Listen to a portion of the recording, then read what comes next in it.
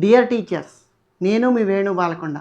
మీరు చూస్తున్నారు Venu teachers educational academy YouTube channel. ఈ యూట్యూబ్ ఛానల్ కొత్తగా చూసేవారు సబ్స్క్రైబ్ చేసుకోండి. అట్ ది సేమ్ టైం మీరందరూ లైక్ చేస్తే ఈ వీడియో మీలాంటి కొంతమంది మిత్రులు ఎవరైతే ఉంటారో వాళ్ళందరికీ కూడా ఫార్వర్డ్ అవుతుందని గమనించండి. ఓకేనా? ఇక విషయంలోనికి వస్తే మనకి హాస్టల్ వెల్ఫేర్ ఆఫీసర్ ఎవరైతే ప్రిపేర్ అవుతున్నారో వాళ్ళందరికీ కూడా ఒక ముఖ్యమైన శుభవార్త ఏంటంటే, గత 3 రోజుల క్రితం నేను హాస్టల్ వెల్ఫేర్ ఆఫీసర్ చాప్టర్ వైజ్గా ఫ్రీ టెస్టులు కండక్ట్ చేస్తున్నాను. ఇంకా ఎవరైనా మిత్రులు ఉంటే, ఆ రాయని వాళ్ళు ఎవరైనా ఉంటే ఇక్కడ మన యాప్లో స్టోర్లోకి వెళ్ళి ఇక్కడ hostel welfare officer test series Telugu medium అని ఉంటుంది. దీన్ని క్లిక్ చేయండి. ఇలా క్లిక్ చేసిన తర్వాత కంటెంట్ అని వస్తుంది. ఇలా కంటెంట్ వచ్చిన తర్వాత హాస్టల్ వెల్ఫేర్ ఆఫీసర్ టెస్ట్ సిరీస్లో యూనిట్ వైజ్గా చాప్టర్ వైజ్గా మనకి టెస్టులు ఉంటాయి. దాని క్రింద మీకు గమనించినట్లయితే మీరు ఇక్కడ free test series for daily exams అని ఉంటుంది. దీన్ని క్లిక్ చేస్తే మీకు ఇక్కడ నేను పెట్టినటువంటి టెస్టులు ఏవైతే ఉంటాయో ఈ టెస్టులన్నీ ఉన్నాయి. ఈరోజు ఈవినింగ్ కూడా టెస్టు అప్లోడ్ చేయబోతున్నాయి 7 o'clockకి. ప్రతిరోజు గతంలో పెట్టినటువంటి టెస్టులు ఓపెన్లోనే ఉన్నాయి. రాయని వాళ్ళు రాసుకోండి. ఈరోజు ఈవినింగ్ కూడా టెస్ట్ పెడుతున్నాను, దానికి కూడా రాయండి. అప్పుడు సక్సెస్ కావడానికి అవకాశం ఉంటుంది. తర్వాత అదేవిధంగా నేను గ్రాండ్ టెస్టులు 3 కండక్ట్ చేశాను. నిన్న కూడా గ్రాండ్ టెస్ట్ కండక్ట్ చేశాను. ఎవరైనా రాయని వాళ్ళు ఉంటే ఆ గ్రాండ్ టెస్ట్ రాసుకోండి. ఇవి కూడా ఓపెన్లోనే ఉన్నాయి. ఈ 3 గ్రాండ్ టెస్టులు ఏవైతే ఉంటాయో ఫ్రీ గ్రాండ్ టెస్ట్ ఫైల్ అని ఉంది. ఆ ఫైల్ను ఓపెన్ చేస్తే grand test 1, grand test 2, grand test 3 3 కూడా అటెంప్ట్ అని ఉన్నాయి. వీటిని అటెంప్ట్ చేసుకోవచ్చు. మీరందరూ కూడా అటెంప్ట్ చేసుకోవడానికి అప్ టు ఎగ్జామ్ వరకే అందుబాటులో ఉన్నాయి. ఇంకొక శుభవార్త ఏంటంటే, హాస్టల్ వెల్ఫేర్ ఆఫీసర్ వీడియోస్ కూడా మీ అందరికీ అప్లోడ్ చేస్తారు 2-3 రోజులలో. దీన్ని కూడా అనౌన్స్మెంట్ చేస్తా. ఇక ఈ hostel welfare officer test series యొక్క ప్రత్యేకత ఏంటి అని గమనించినట్లయితే చూడండి, నేను దాదాపుగా 160 టెస్టులు కండక్ట్ చేశానండి. 160 టెస్టులు పెట్టాను. హాస్టల్ వెల్ఫేర్ ఆఫీసర్లో 160 టెస్టులు కండక్ట్ చేసింది ఇప్పటివరకు. ఎవరైనా టెస్ట్ సిరీస్ తీసుకొని వాళ్ళు ఉంటే ఇప్పటికైనా మించిపోయింది లేదు, తీసుకోండి. దీన్ని తీసుకోవటం వల్ల ప్రయోజనం ఏంటంటే, ఇంకా మీ ప్రిపరేషన్ కాలేదని అనుకున్న వాళ్ళు, 2 సార్లు చదివిన అవగాహన లేదు అని అనుకున్న వాళ్ళు ఈ టెస్ట్ సిరీస్ తీసుకొని ఏం చేస్తారంటే క్వశ్చన్ 1-2 అటెంప్ట్ చేసి వ్యూ ఆన్సర్స్లోకి వెళ్ళి క్వశ్చన్ ఆన్సర్ ఇట్లా 4-5 సార్లు చూసుకొని పోతే ఒక కాన్సెప్ట్ మీద మీకు చాలా బిట్లు రాశాను కాబట్టి ఆ బిట్లు మొత్తం చదువుకుంటే మీకు క్వశ్చన్ ఆన్సర్ చదువుకుంటే ఒక అవగాహన వస్తుంది. తత్ఫలితంగా తక్కువ సమయంలో సిలబస్ మొత్తాన్ని కంప్లీట్ చేయొచ్చు. ఇట్లా రోజుకి ఒక 2-3 యూనిట్లు కంప్లీట్ చేస్తే 3-4 రోజులలో సిలబస్ మొత్తాన్ని కంప్లీట్ చేయొచ్చు. ఎగ్జామినేషన్కి మీకు ఒక సమ్మరీ పాయింట్ లాగా ఉపయోగపడుతుంది టెస్ట్ సిరీస్. ఓకేనా? ఇవి డైరెక్ట్గా లేవు, ఇండైరెక్ట్గా ఉన్నాయి. హార్డ్గా ఉందనుకునే వాళ్ళు కూడా చేయటం మర్చిపోవద్దు. ఎందుకంటే హార్డ్గా ఉంటే టైం వేస్ట్ అవుతుంది అనుకుంటే వదిలేసి ఒక క్వశ్చన్కి ఆన్సర్ క్లిక్ చేసి వ్యూ ఆన్సర్స్లోకి వెళ్ళి క్వశ్చన్ ఆన్సర్ చూసుకుంటూ వెళ్ళండి, సక్సెస్ అవుతారు. ఓకేనా? సో ఫైనల్గా మీరు ఈ టెస్ట్ సిరీస్ మీకు చాలా ఉపయోగకరంగా ఉంటుంది. తర్వాత ఇంకొక విషయం ఏంటంటే, ఇప్పుడు ఇంగ్లీష్ మీడియం అభ్యర్థులు చాలామంది ఫీల్ అవుతున్నారు, సార్ మాకు మెటీరియల్ లేదు, కనీసం ఈ హాస్టల్ వెల్ఫేర్ ఆఫీసర్కి గైడ్ చేసే వాళ్ళు లేరు అంటున్నారు. ఈ ఇంగ్లీష్ మీడియం వాళ్ళకి కూడా నేను తెలుగు మీడియం వాళ్ళకి ఏదైతే అకాడమీ పుస్తకాలు తీసుకొని చేశానో ఆ ఇంగ్లీష్ మీడియం తెలుగు మీడియం వాళ్ళ బిట్స్ ఏవైతే ఉంటాయో వాటన్నిటిని ప్యూర్గా ఇంగ్లీష్లోకి ట్రాన్స్లేట్ చేసి ఇంగ్లీష్ మీడియం టెస్ట్ సిరీస్ని పెట్టడం జరిగింది. ఎవరైనా మిత్రులు ఇంకా తీసుకొని వాళ్ళు ఉంటే ఈ English medium hostel welfare officer test సిరీస్ని తీసుకోండి. ఎగ్జామినేషన్లో మీరు సక్సెస్ కావడానికి ఉపయోగపడుతుంది. ఓకేనా మిత్రులారా? సో అలా ఇంకొక విషయం ఏంటంటే, ఇంగ్లీష్ మీడియంకి ప్రిపేర్ అయ్యే అభ్యర్థులకు నేను మీ అందరికీ మెటీరియల్ కూడా మీ యొక్క ఇందులో అప్లోడ్ చేయడం జరిగింది. ఇంగ్లీష్ మీడియం టెస్ట్ సిరీస్ ఏదైతే ఉందో ఇందులో నేను మీకు మెటీరియల్ ఏదైతే ఉందో మెటీరియల్ కూడా అప్లోడ్ చేశాను. ఇందులో చూడండి, ఇక్కడ మీ అందరికీ కూడా ఇంకో unit 9 material, unit 11 material, so unit 3 material, unit 4 material, ఇట్లా యూనిట్ 1 మెటీరియల్, మీకు మెటీరియల్ కూడా మీ అందరికీ కూడా అందుబాటులో ఉంది. ఇంగ్లీష్ మీడియం అభ్యర్థులు ఎవరైనా కావాల్సిన వాళ్ళు ఉంటే ఈ యొక్క Telugu medium English medium test series తీసుకోండి. ఓకేనండి? ఇక తర్వాత రోజు కూడా నేను గతంలో యూనిట్ 10, యూనిట్ 11 క్వశ్చన్స్ ఏవైతే ఉంటాయో అత్యంత ముఖ్యమైన క్వశ్చన్స్ వాటన్నిటిని కూడా ఎక్స్ప్లెయిన్ చేయడం జరిగింది. ఈరోజు కూడా నేను యూనిట్ 12 ఏదైతే ఉందో యూనిట్ 12 గురించి ఎక్స్ప్లెయిన్ చేయబోతున్నాను. ఈ వీడియోని ఎండ్ వరకు చూడండి. ఇంకొక విషయం ఏంటంటే, చాలామంది అభ్యర్థులు sir hostel welfare officer exam post phone అవుతుందని అడుగుతున్నారు. Hostel welfare officer exam post phone కాదు. ఎందుకనంటే టీఎస్పీఎస్సీ వాళ్ళు గ్రూప్ 1కి June 9th నాడు షెడ్యూల్ ఇచ్చాడు. దాన్ని ఎటువంటి మార్పు లేకుండా 9th నాడు పెట్టబోతున్నారు. అభ్యర్థులందరూ కూడా ప్రిపేర్ అవుతున్నారు. తర్వాత నేను నెక్స్ట్ జూన్ 24th నాడు హాస్టల్ వెల్ఫేర్ ఆఫీసర్ ఉంది, జూన్ 29th నాడు డిఓ ఎగ్జామ్ ఉంది. అభ్యర్థులు అందరూ కూడా దీన్ని గమనించండి, ఓకేనా. ప్రతిరోజు నేను ఇట్లా యూనిట్ 9, యూనిట్ 8 ఇట్లా యొక్క క్వశ్చన్స్ ఏవైతే ఉంటాయో వీటన్నిటిని కూడా ఎక్స్ప్లెయిన్ చేయబోతున్నాను. అభ్యర్థులు ఎవరైనా ఉంటే వాళ్ళందరూ కూడా దీన్ని నన్ను రెగ్యులర్గా ఫాలో అవ్వండి, ఎగ్జామినేషన్లో సక్సెస్ కావడానికి ఉపయోగపడుతుందని పరిశీలించండి. ఇక తర్వాత నెక్స్ట్ ఇక విషయంలోనికి వస్తే ప్రణాళికలు తయారు చేసే విధానం ఎలా ఉండాలి, ఇది ఇన్స్టిట్యూషనల్ ప్లానింగ్కి సంబంధించి నేను మాట్లాడబోతున్నా. దీన్ని ఏమంటారంటే సంస్థాగత ప్రణాళిక అంటారు. మరి సంస్థాగత ప్రణాళిక యొక్క ప్రధానమైనటువంటి ఉద్దేశం ఏంటి, సంస్థాగత ప్రణాళిక దేనికోసం ఉపయోగిస్తాం అంటే ఒక సంస్థలో తయారు చేసే ప్రణాళిక, సంస్థ అవసరాల కోసం తయారు చేసే ప్రణాళిక, సంస్థలో ఉన్నటువంటి భౌతిక మానవ వనరులు అన్నింటిని ఉపయోగించుకోవడానికి సమర్థవంతంగా ఉపయోగించుకోవడానికి తయారు చేసే ప్రణాళిక, సంస్థ మనుగడకు అత్యంత ఉపయోగకరమైన ప్రణాళిక సంస్థాగత ప్రణాళిక అని గమనించండి. ఈ సంస్థాగత ప్రణాళిక దేనికి ఉపయోగిస్తారంటే స్థూల స్థాయిలో అంటే పెద్ద మ్యాక్రో లెవెల్లో తయారు చేసిన ప్రణాళికలను పాఠశాల స్థాయిలో అమలుపరచడానికి తయారు చేసుకునే ప్రణాళికే సంస్థాగత ప్రణాళిక. సంస్థాగత ప్రణాళిక పాఠశాల అవసరాలను, పాఠశాల లక్ష్యాలను, పాఠశాల వనరులను సమర్థవంతంగా ఉపయోగించుకోవడానికి ఈ సంస్థాగత ప్రణాళిక ఏదైతే ఉందో ఇది ఉపయోగపడుతుంది అని గమనించండి. తర్వాత ఈ యొక్క సంస్థాగత ప్రణాళికకి సంబంధించి నేను కాన్సెప్ట్ మొత్తం ఒకటే కాన్సెప్ట్ తీసుకొని తయారు చేసిన ఈ మొత్తం వింటే మీకు ఇన్స్టిట్యూషనల్ ప్లానింగ్ అంటే ఒక అవగాహన వస్తుంది. ఈ మొత్తం అయిపోయిన తర్వాత సంస్థాగత ప్రణాళికలు తయారు చేసే విధానం ఎలా ఉండాలి, ప్రణాళికలు ఏ విధంగా తయారు చేయాలి అని ఇక్కడ అడుగుతున్నాడు.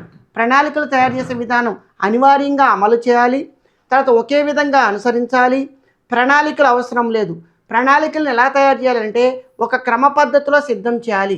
ప్రణాళికలు ఏవైతే ఉంటాయో ప్రణాళికలు అనే వాటిని ఒక క్రమ పద్ధతిలో సిద్ధం చేస్తే అప్పుడు ప్రణాళికలు తయారు చేసే విధానం అనేది తయారు చేసే విధానం క్రమ పద్ధతులు ఉంటే అమలుపరచడానికి ఒక ప్రణాళికాబద్ధంగా ఉంటుందని గమనించండి.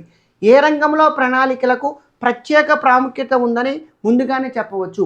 మరి జనరల్గా మనము సంస్థాగత ప్రణాళిక అంటే మనం పాఠశాల విద్యా వ్యవస్థ గురించి మాట్లాడుతున్నాం కాబట్టి ఇక్కడ విద్యారంగంలో ప్రణాళికలు ఏవైతే ఉంటాయి, ఎందుకనంటే ఇక్కడ సమర్థవంతమైన వ్యక్తులను తయారు చేయాలంటే ఈ యొక్క విద్యా ప్రణాళికలు అనేవి చాలా కీలకం. తర్వాత విద్యా ప్రమాణాలను సాధించడానికి, అనుకున్న లక్ష్యాలు సాధించడానికి విద్యారంగంలో ప్రణాళికలు అనేవి చాలా కీలకం అని పరిశీలించండి. తర్వాత నెక్స్ట్ విద్యా ప్రణాళికలు ఏ స్థాయి వ్యక్తుల ద్వారా తయారు చేయబడుతున్నాయి. చూడండి ఇక్కడ పేరులోనే ఉందండి. ఒక క్వశ్చన్ మీరు చాలా డీటెయిల్గా చదవండి, తర్వాత ఆప్షన్ కూడా మీరు చదవాలా. విద్యా ప్రణాళికలు అంటే విద్యావేత్తలు, విద్యా నిపుణులు, ఉన్నతాధికారులు తయారు చేస్తారు విద్యా ప్రణాళికని. విద్యా ప్రణాళికలు ఏ స్థాయి వ్యక్తుల ద్వారా తయారు చేయబడుతున్నాయి. అసలు విద్యా ప్రణాళికలు ఎవరు తయారు చేస్తారు, విద్యావేత్తలు, విద్యా నిపుణులు, ఉన్నత స్థాయి వ్యక్తుల ద్వారా తయారు చేయబడుతున్నాయి. కాబట్టి విద్యారంగంలోని ఉన్నతాధికారుల ద్వారా విద్యా ప్రణాళికలు అనేవి తయారు చేయబడతాయి అని ఇంకా పరిశీలించండి. తర్వాత ప్రాథమిక స్థాయి ఉపాధ్యాయుల ద్వారా కాదు, విద్యార్థుల ద్వారా కాదు, ఇతర రంగాల అధికారుల ద్వారా కాదు. కాబట్టి విద్యా ప్రణాళికలు అనేవి విద్యారంగంలో ఉన్నతాధికారుల ద్వారా తయారు చేయబడతాయి. తర్వాత నెక్స్ట్ సంస్థాగత ప్రణాళికలో ప్రధానంగా ఏ సమస్యను కొఠారి కమిషన్ ఎత్తి చూపింది. సంస్థాగత ప్రణాళికలో ప్రధానంగా ఏ సమస్యను కొఠారి కమిషన్ ఎత్తి చూపింది అని అంటే చూడండి, కొఠారి కమిషన్ ప్రధానంగా సంస్థాగత ప్రణాళికల గురించి మాట్లాడిందండి. పాఠశాల అవసరాలకు అనుగుణంగా అసలు స్థూల ప్రణాళికలు అంటే పై స్థాయిలో తయారు చేసినటువంటి మ్యాక్రో లెవెల్లో తయారు చేసిన ప్రణాళికలు ఏవైతే ఉంటాయో క్రింది స్థాయిలకు వచ్చేసరికి అమలు జరగడం లేదని చెప్పి కొఠారి కమిషను దాని గురించి ప్రధానంగా ఎత్తి చూపిందని గమనించాలి.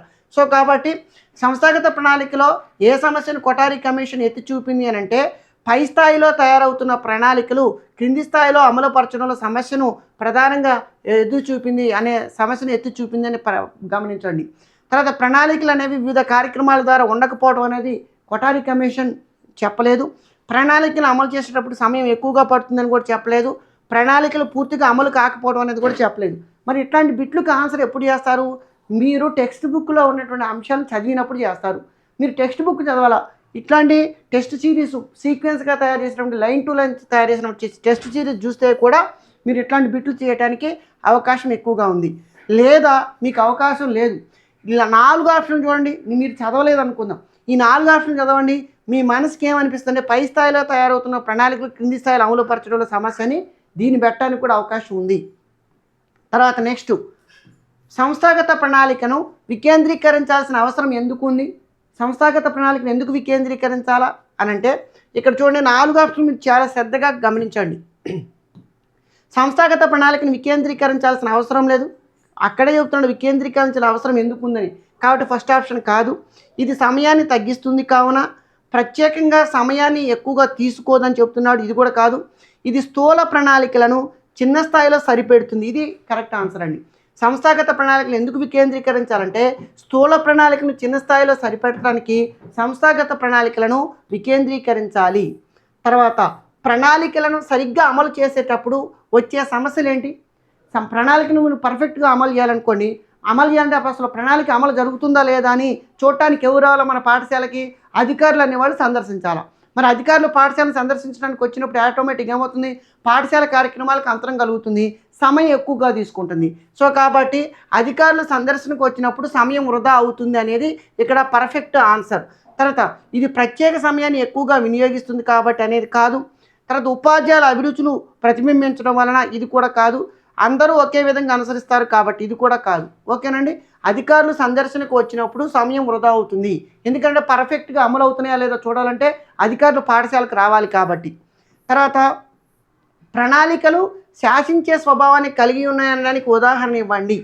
మరి ప్రణాళికలు శాసించే స్వభావాన్ని ఎందుకు కలిగి ఉంటాయనంటే ఈ యొక్క ప్రణాళికలలో మార్పులు చేయడానికి లేదా ప్రణాళికలు ఏదైనా లోపాలు ఉంటే దాన్ని సరిచేయడానికి లేదా వాటి మీద వచ్చే విమర్శల్ని అధికారులు ఒప్పుకోరు. ఎప్పుడైతే ఒప్పుకోరో వాటిని మార్పు చేయరు. మార్పు చేయకపోతే వాళ్ళు ఏదైతే అనుసరిస్తారో దాన్నే మనం పాటించాలి కాబట్టి శాసించే స్వభావాన్ని కలిగి ఉంటాయి. కాబట్టి అధికారులు విమర్శను ఆమోదించరు అనేది ఇక్కడ పర్ఫెక్ట్ ఆన్సర్. అధికారులు నిర్దిష్టంగా మార్పులు చేస్తారు కాదు, అధికారులు వివిధ విధానాలను అనుసరిస్తారు. అధికారులు ప్రణాళికల మార్పులను సులభంగా తీసుకుంటారు, ఈ 3 కూడా కాదు. అధికారులు విమర్శలను ఆమోదించరు అనేది ఇక్కడ సరైన సమాధానం. ప్రణాళికలలో విద్యార్థుల అభిరుచులు ఎలా ప్రతిబింబించడం లేదు? చూడండి, నెగిటివ్కి వచ్చినది. ప్రణాళికలలో విద్యార్థుల అభిరుచులు ఎలా ప్రతిబింబించడం లేదు అని అంటే ప్రణాళికలు సరిగ్గా ఉంటాయి కాబట్టి. సరిగ్గా ఉంటే ఎందుకు ప్రతిబింబించవు? సరిగ్గా ప్రతిబింబిస్తే సరిగ్గానే ఉంటాయి. ప్రణాళికలు క్రమబద్ధంగా ఉంటాయి, ఇది కూడా కాదు. ప్రణాళికలు పూర్తిగా ఉపయోగపడవు కాబట్టి ఇది కూడా కాదు. ప్రణాళికలలో కేటాయించిన సమయం పూర్తిగా సరిపోదు కాబట్టి, అంటే విద్యార్థుల అభిప్రాయాలకి ప్రణాళికలో విద్యార్థుల అభిప్రాయాలకు ప్రాధాన్యతనిస్తే ప్రణాళికలో కేటాయించిన సమయం ఏదైతే ఉంటుందో అది సరిపోదు కాబట్టి విద్యార్థుల అభిరుచులు ప్రతిబింబించవు ప్రణాళికలలో అని పరిశీలించండి. తర్వాత మన దేశంలో ఆర్థిక వనరుల కొరత కారణంగా ఏ సమస్య ఎదురవుతుంది? విద్యా ప్రమాణాలు మెరుగుపడటం లేదు, పాఠశాలలకు భౌతిక వనరులు సమకూరడం లేదు, అధిక నిధుల కేటాయింపు జరగడం లేదు, తర్వాత విద్యాభివృద్ధికి శక్తి నివారణ జరుగుతుంది. మన ఆర్థిక వనరుల కొరత కారణంగా ఏ సమస్య ఎదురవుతుందండి? అధిక నిధులు కేటాయింపు జరగడం లేదు. కానీ ఆర్థిక వనరులు ఉంటే అధిక నిధులు కేటాయించబడవు కదండి, కాబట్టి అధిక నిధులు కేటాయించబడటం జరగలేదు. తర్వాత నెక్స్ట్, విద్యాభివృద్ధికి అవసరమైన నిధులను కేటాయించుకోలేని కారణం ఏంటి? విద్యాభివృద్ధికి అవసరమైన నిధులను కేటాయించుకోలేని కారణం ఏంటి అని అంటే ఇది సేమ్ ఇక్కడ నిధుల సమర్థవంతమైన వినియోగం. మీరు 4 ఆప్షన్లు అయితే ఈజీగా పెడతారు. నిధుల సమర్థవంతమైన వినియోగం, సమర్థమైన ప్రణాళికలు, ఆర్థిక వనరుల కొరత, తర్వాత మానవ వనరుల పెరుగుదల. ఆర్థిక వనరుల కొరత ఉన్నప్పుడు మాత్రమే మనం విద్యాభివృద్ధికి సరైన నిధులను కేటాయించుకోలేము అనేది పరిశీలించాలా. తర్వాత నెక్స్ట్, పాఠశాలలు ఎదుర్కొనే సమస్యలను పరిష్కరించడానికి ఏ ప్రణాళికలు అవసరం? పాఠశాలల్లో ఎదుర్కొనే సమస్యను పరిష్కరించాలంటే ఎటువంటి ప్రణాళికలు కావాలా? ఇక్కడ జాతీయ ప్రణాళికలు కావు, తర్వాత ప్రాంతీయ ప్రణాళికలు కావు, ఆన్లైన్ ప్రణాళికలు కావు. వాస్తవికమైన ప్రణాళికలు పాఠశాల వాస్తవికమైనటువంటి సమస్యలు ఏవైతే ఉంటాయో వాటిని పరిష్కరిస్తాయి. జేపీ నాయర్ సంస్థాగత ప్రణాళికలను ఏ విధంగా పేర్కొన్నారు? ఇది ఖచ్చితంగా కాన్సెప్ట్ చదివితేనే వస్తుంది. అభివృద్ధికి ఒక శ్రమ మార్గం అనేది చెప్పలేదు అతను. తర్వాత బదులుగా ఉపయోగించబడిన మార్గం చెప్పలేదు. విద్యాశ్రమకు అద్భుత ప్రణాళిక అని కూడా చెప్పలేదు. అభివృద్ధికి మంచి అవకాశం అని చెప్పాడు జేపీ నాయర్. తర్వాత నెక్స్ట్, దేశంలో విద్యా ప్రణాళికకు సరైన మార్గాన్ని చూపించడం వల్ల ఏం ప్రయోజనం పెరుగుతుంది? ఇక్కడ చూడండి, విద్యా ప్రణాళిక అన్నారు. విద్యా ప్రణాళికలు ఏముంటాయంటే ప్రధానంగా విద్యా ప్రమాణాలకు మెరుగుదలకు విద్యా ప్రణాళిక పరిశీలిస్తుంది. కాబట్టి దేశంలో విద్యా ప్రణాళికకు సరైన మార్గాన్ని చూపించడం వల్ల ఏం ప్రయోజనం జరుగుతుందంటే విద్యా ప్రమాణాలు మెరుగవుతాయి అనేది కరెక్ట్ ఆన్సర్. మానవ వనరుల విస్తరణ జరుగుతుంది కాదు, విద్యా సంస్థలకు భౌతిక వనరులు మెరుగవుతాయి కాదు, పాఠశాల అభివృద్ధి జరుగుతుంది అనేది కాదు, విద్యా ప్రమాణాల గురించే మాట్లాడుతుంది విద్యా ప్రణాళిక. తర్వాత పాఠశాలలో వృధాను అరికట్టడానికి ఏది ముఖ్యంగా తీసుకోవాలా? మరి వృధాను, స్తబ్దతను ఇవన్నీ కూడా పాఠశాల ఎదుర్కొనే ప్రధానమైనటువంటి సమస్యలు. ఈ వృధా, స్తబ్దతలు ఎదుర్కొని పాఠశాల సమస్యలు పరిష్కరించాలంటే మానవ వనరులు ఏవైతే ఉంటాయో ఈ మానవ వనరుల యొక్క అభివృద్ధి, మానవ వనరుల వినియోగం అనేది ప్రధానంగా పూర్తిగా వినియోగమైనట్టు చూడాలా. కాబట్టి పాఠశాలలో వృధాను అరికట్టాలంటే మానవ వనరుల పూర్తి వినియోగం అయ్యేటట్లు చూడాలా. ఇక్కడ ఖర్చు కేంద్రీకృతమయ్యేటట్లు చూడటం అనేది కాదు, విద్యార్థుల అభిరుచులను ప్రతిబింబించేటట్లు చూడడం, పాఠశాల అభివృద్ధికి నిధులు కేటాయించడం కాదు. మీరు 4 ఆప్షన్లు చదివితే ఇక్కడ ఉన్నటువంటి ఆప్షన్లలో మీకు చూడటంతో మీరు బిట్టు పెట్టడానికి అవకాశం ఉంది. తర్వాత నెక్స్ట్, పాఠశాలలో లభిస్తున్న మానవ వస్తు వనరులను ఎలా ఉపయోగించాలి? ఇక్కడ చూడండి, మానవ వస్తు వనరులను ఏమంటారంటే భౌతిక వనరులు అని పిలుస్తారు. పాఠశాలలో లభిస్తున్న మానవ వస్తు వనరులను ఎలా ఉపయోగించాలంటే లేని వాటిని కోరడం ద్వారా, తక్కువ మానవ ప్రయత్నాల ద్వారా, విద్యార్థుల ప్రతిభలను మెరుగుపరచడం ద్వారా. తక్కువ, లేని ఇట్లాంటివన్నీ కూడా నెగిటివ్ పదాలండి. తర్వాత ఈ 4 ఆప్షన్ని ఏకదృష్టితో చూస్తే మీకు అనిపించేది అంటే పూర్తిగా వృధా చేయకుండా ఉండడం ద్వారా, అంటే మానవ వనరులని, భౌతిక వనరులని పూర్తిగా వృధా చేయకుండా ఉండడం ద్వారా వీటిని సమర్థవంతంగా వినియోగించుకోవచ్చు. తర్వాత సంస్థాగత ప్రణాళిక లక్షణాలలో ఏది అవసరం కాదు? చూడండి, సంస్థాగత ప్రణాళికలలో ఏది అవసరం కాదు అని అంటే గమ్యాల కేంద్రీకృతమై ఉండడం. సో ఇది కూడా గమ్యాలు కేంద్రీకృతమై ఉండాలా. అవసరం కాదు అంటున్నాడు కాబట్టి గమ్యాలు కేంద్రీకృతమై ఉండాలా. కఠినంగా ఉండకపోవటం, ఇవి కూడా సరళంగా ఉండాలా. ముఖ్యంగా ఒక్కో ప్రాంతానికి మార్పులకు అనుమతించడం, ఇది కూడా మార్పులకు అనుమతించడం అనేది ఖచ్చితంగా జరుగుతుంది. ముఖ్యంగా ఒక్కో ప్రాంతానికి ఒకే ప్రణాళిక అవసరం. సో అవసరం కాదంటే 4th ఆన్సర్ అనేది కరెక్ట్ ఆప్షన్ అవుతుంది. ఇక్కడ పరిశీలించండి. తర్వాత నెక్స్ట్, సంస్థాగత ప్రణాళిక ఫలితాలు దేనికి దోహదపడతాయి? సంస్థాగత ప్రణాళిక ఫలితాలు అనేవి దేనికి దోహదపడతాయి అంటే పాఠశాలల మధ్య పోటీ పెరగడానికి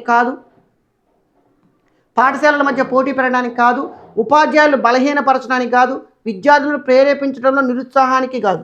ఇక్కడ ఇందులో 3 రకాల నెగిటివ్ పదాలు ఉండండి. పాఠశాలల మధ్య పోటీ పెరగడానికని, తర్వాత నిరుత్సాహపరచడానికని, బలహీనపరచడానికని ఇచ్చాడు. కాబట్టి పాఠశాల సమాజం మధ్య సత్సంబంధాలను మెరుగుపరచడానికి సంస్థాగత ప్రణాళిక ఉపయోగపడుతుంది. ఒకవేళ మీరు చదవలేదనుకోండి, మీరు ప్రతిదీ చేయకుండా ఉండడం కోసం క్వశ్చన్ ఆన్సర్ ఆప్షన్ ఏం చేస్తారని అంటే సంస్థాగత ప్రణాళిక ఫలితాలు దేనికి దోహదపడతాయి? పాఠశాల సమాజం మధ్య సత్సంబంధాలను చదువుకోండి. ఇట్లా చదువుకుంటే కాన్సెప్ట్ ఫ్రేమ్ అవుతుంది. ఇది టెస్ట్ సిరీస్ యొక్క ప్రధాన ప్రయోజనం. తర్వాత పాఠశాలలో మార్పులను స్వీకరించడంలో ప్రధానోపాధ్యాయుడు ఎలా వ్యవహరించాలి? మరి ప్రధానోపాధ్యాయుడు ఎలా వ్యవహరించాలో చూద్దాం. ఉపాధ్యాయుల భావాలను అనుసరించి మార్పులు చేయాలి. ప్రతి ఒక్క ఉపాధ్యాయుడి భావాలను అనుసరించి మార్పులు చేస్తే ఇక్కడ మార్పులను స్వీకరించడంలో అది పక్షపాత వైఖరి అవుతుంది. తర్వాత నెక్స్ట్, మార్పులపై ఉపాధ్యాయులకు భయాన్ని సృష్టించాలి, భయాన్ని సృష్టించకూడదు. ప్రతిదీ ఆమోదించకుండా ప్రణాళికలను తిరస్కరించాలి, ఇది కూడా కాదు, నెగిటివ్ పదం వచ్చింది. ఉపాధ్యాయులను కలగలిపేలా మార్పులను అమలు చేయాలి, ఇది కరెక్ట్ ఆన్సర్. అంటే పాఠశాలలో మార్పును స్వీకరించడంలో ప్రధాన ఉపాధ్యాయుడు ఎలా వ్యవహరించాలంటే ఉపాధ్యాయులను కలగలిపేలా మార్పులను అమలు చేయాలి అనేది ఇక్కడ కరెక్ట్ ఆప్షన్. తర్వాత పాఠశాల అభివృద్ధి కోసం ప్రణాళిక ఏర్పాటు చేసినప్పుడు ప్రధాన ఉపాధ్యాయుడు ఏ విధంగా వ్యవహరించాలి? పాఠశాల అభివృద్ధి కోసం అంటున్నారు కాబట్టి పాఠశాలలో ఉపాధ్యాయులు ఉంటారు, విద్యార్థులు ఉంటారు, తల్లిదండ్రులు ఉంటారు, పాఠశాల సమాజంతో మమేకమై ఉంటుంది. కాబట్టి వీళ్ళందరినీ కూడా ఉపాధ్యాయుడు నిమగ్నం చేస్తూ పాఠశాల అభివృద్ధి కోసం ప్రణాళికను తయారు చేయాలి. సో కాబట్టి ఇక్కడ ఉపాధ్యాయులు, విద్యార్థులు, తల్లిదండ్రులు, సమాజం మరియు యాజమాన్యంతో కలిసి పనిచేయాలి, ఇది కరెక్ట్ ఆప్షన్. ఎటువంటి మార్పు లేకుండా నియమాలు అమలు చేయాలనేది కాదు, ప్రణాళికలను స్వేచ్ఛగా రూపకల్పన చేయడానికి అనుమతించాలి, పరిపాలనతో సంబంధం లేకుండా ఉండాలి. ఈ 3 కాదండి, ఉపాధ్యాయులు, విద్యార్థులు, తల్లిదండ్రులు, సమాజం మరియు యాజమాన్యంతో కలిసి పనిచేయాలి. ఒకవేళ మీకు ఈ ఆప్షన్ రాదు, ఏది మీరు చదవాలంటే చాలా టైం పడుతుంది, టెస్ట్ సిరీస్ అనుకుందాం, కేవలం క్వశ్చన్ చదవండి, ఆన్సర్ చదవండి, మీకు ఒక కాన్సెప్ట్ ఏర్పడింది. పాఠశాల అభివృద్ధి కోసం ప్రణాళికను ఏర్పాటు చేసేటప్పుడు ప్రధాన ఉపాధ్యాయుడు ఏ విధంగా వ్యవహరిస్తాడంటే ఉపాధ్యాయులు, విద్యార్థులు, తల్లిదండ్రులు, సమాజం మరియు యాజమాన్యంతో కలిసి పనిచేస్తాడు అని మీరు ఒక పాయింట్ అనేది మీ మైండ్లో ఏర్పడుతుంది. తర్వాత నెక్స్ట్, ఉపాధ్యాయుల మార్పులకు ప్రధాన ఉపాధ్యాయుని పాత్ర ఏంటి? మరి ఉపాధ్యాయుల మార్పు తీసుకురావాలంటే ప్రధాన ఉపాధ్యాయుడు ఏం చేయాలా అంటే ఉపాధ్యాయుల మీద నియంత్రణ ఏర్పాటు చేయాలనేది కాదు. ఉపాధ్యాయుల ఆలోచనలను పూర్తిగా తప్పనిసరిగా అనుసరించాలి, ఇది కూడా కాదు. ఎందుకనంటే ప్రతి ఉపాధ్యాయుని ఆలోచన ఇచ్చేయాలంటే కష్టమైంది. ఎందుకంటే ప్రధాన ఉపాధ్యాయుడు నాయకుడిగా పనిచేస్తాడు కాబట్టి వారికి భాగస్వామ్యాన్ని ఇవ్వకుండా మార్పులను తీసుకురావాలి, భాగస్వామ్యాన్ని ఇవ్వకుండా మార్పులు తీసుకురావాలంటున్నాడు. కాబట్టి ఇక్కడ సమర్థవంతమైన నాయకత్వాన్ని అందించి వారిలో మార్పులకు సుముఖాన్ని పెంపొందించాలి, ఇది కరెక్ట్ ఆప్షన్. సో కాబట్టి ఉపాధ్యాయుల మార్పులకు ప్రధాన ఉపాధ్యాయుని పాత్ర ఏంటంటే సమర్థవంతమైన నాయకత్వాన్ని అందించి వారిలో మార్పులకు సుముఖాన్ని పెంపొందించాలి. తర్వాత నెక్స్ట్, సంస్థాగత ప్రణాళిక రూపకల్పనలో ఉపాధ్యాయుల పాత్ర ఎలా ఉండాలి? అనుమతించడానికి ఇబ్బందిగా ఉంటుంది. తర్వాత స్వేచ్ఛగా అభిప్రాయాలు వ్యక్తం చేయవచ్చు, ప్రత్యేక ప్రాముఖ్యత ఉండదు, ముఖ్యంగా పరిమితం చేయాలి. అనుమతించడానికి ఇబ్బందిగా ఉండదని నెగిటివ్ పాయింట్, ప్రత్యేకంగా ప్రాముఖ్యత ఉండదు, ముఖ్యంగా పరిమితం చేయాలి. కాబట్టి సంస్థాగత ప్రణాళిక రూపకల్పనలో ఉపాధ్యాయులు కీలక పాత్ర పోషిస్తారు. కాబట్టి ఉపాధ్యాయులు ప్రణాళికను రూపొందించేటప్పుడు వారి యొక్క అభిప్రాయాలు స్వేచ్ఛగా వ్యక్తం చేయవచ్చు అనేది ఇక్కడ సరైనటువంటి ఆప్షన్. తర్వాత సంస్థాగత ప్రణాళిక అమలులో ఎవరి సహకారాన్ని పొందడం ముఖ్యం? అసలు సంస్థాగత ప్రణాళిక చేసేటప్పుడు ఇక పాఠశాల అభివృద్ధిని దృష్టిలో పెట్టుకొని, సమాజాన్ని దృష్టిలో పెట్టుకొని, తల్లిదండ్రులను దృష్టిలో పెట్టుకొని, అధికారులను దృష్టిలో పెట్టుకొని, సంస్థలను దృష్టిలో పెట్టుకొని తయారు చేస్తారు. కాబట్టి సంస్థాగత ప్రణాళిక అమలులో ఎవరి సహకారాన్ని పొందడం ఇంపార్టెంట్ అని అంటే సమాజము, అధికారులు మరియు ఇతర సంస్థల సహకారాన్ని తీసుకొని సంస్థాగత ప్రణాళికల అమలులో వారి సహకారాన్ని పొందాలి. ఉపాధ్యాయులు మరియు విద్యార్థులు మాత్రమే కాదు, ప్రధాన ఉపాధ్యాయుడు మాత్రమే కాదు, కొందరు వ్యక్తులు మాత్రమే కాదు, ఇట్లా మాత్రమే అని వస్తే అక్కడ అది ఖచ్చితంగా కాదని గుర్తుపెట్టుకోండి. అందరి సహకారం తీసుకోవాలి, సమాజము, అధికారులు, ఇతర సంస్థలని పరిశీలించండి. ఆప్షన్స్ చదివితే మీకు ఒక తెలియకుండానే మీరు చదవకపోయినా కానీ బిట్లు పెట్టడానికి అవకాశం ఉంది. తర్వాత సంస్థ పరంగా తయారు చేసే ప్రణాళిక అంటే ఏంటి? పాఠశాలలో లభించిన వనరులను మెరుగుపరిచే అభివృద్ధి ప్రణాళిక, వ్యాపార ప్రణాళిక, సామాజిక కార్యకలాపాల ప్రణాళిక, ఆర్థిక ప్రణాళిక. ఈ ఆప్షన్ 4 చదివిన తర్వాత మనకేమనిపిస్తుంది అంటే ఉన్న దాంట్లో బెస్ట్ ఆప్షన్ పాఠశాలలో లభించిన వనరులను మెరుగుపరిచే అభివృద్ధి ప్రణాళిక, ఇది 23వది ఆన్సర్. తర్వాత నెక్స్ట్, ప్రస్తుత జీవన విధానంలో మనకు ఏ విధమైన ప్రణాళికలు అవసరం? శాస్త్రీయమైన మరియు సామాజిక ప్రణాళికలు, తర్వాత వైద్య ప్రణాళికలు, తర్వాత శ్రామిక ప్రణాళికలు, వ్యవసాయ ప్రణాళికలు. సో ప్రస్తుతం మనకి ఏ ప్రణాళికలు కావాలా? శాస్త్రీయమైన మరియు సామాజిక ప్రణాళికలు కావాలా, అంతేకాని వైద్య ప్రణాళికలు కానీ శ్రామిక ప్రణాళికలు కానీ వ్యవసాయ ప్రణాళికలు కానీ కాదు. కాబట్టి ప్రస్తుత జీవన విధానంలో శాస్త్రీయమైన మరియు సామాజిక ప్రణాళికలు అనేవి చాలా ఇంపార్టెంట్, కీలకము అని గమనించండి. ప్రతి పాఠశాల అధిక ప్రయోజనం పొందడానికి దేని వినియోగాన్ని ముఖ్యంగా గమనించాలి? ప్రతి పాఠశాల అధిక ప్రయోజనం పొందాలంటే ఆ పాఠశాల లభించే మానవ వనరులను ఎక్కువగా ఉపయోగించుకోవాలా, ఇది కీలకమండి. అంతేకాని విద్యార్థుల భాగస్వామ్యాన్ని, భౌతికపరమైన వనరులు, పూర్వ విద్యార్థులు కాదండి. ప్రతి పాఠశాల అధిక ప్రయోజనం పొందాలంటే ఆ పాఠశాల లభించే మానవ వనరులు ఏవైతే ఉంటాయో వాటిని కీలకంగా ఉపయోగించుకోవాలి. క్రింది వాణిలో ఎవరు ప్రణాళికలో ప్రధాన పాత్ర పోషిస్తారు? క్రింది వాణిలో ఎవరు ప్రధాన పాత్ర పోషిస్తారు? ఎవరు పోషిస్తారండి?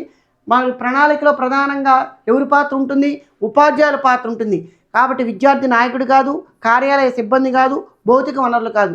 సో ప్రణాళికలో ప్రధాన పాత్ర పోషించేది విద్యార్థుల సమస్యలు, పాఠశాల సమస్యలు ప్రధానంగా ఎవరు చూస్తాడు అంటే ఉపాధ్యాయులు చూస్తారు. కాబట్టి అన్ని రకాల సబ్జెక్టులు ఉపాధ్యాయులు చూస్తారు. కాబట్టి అందరి ఉపాధ్యాయులు ప్రణాళికల్లో నిమగ్నం చేస్తూ వారి యొక్క సూచనల సలహాలు తీసుకొని ప్రణాళికలు తయారు చేయడం అనేది ఇక్కడ కీలక పాత్ర పోషించడం జరుగుతుంది.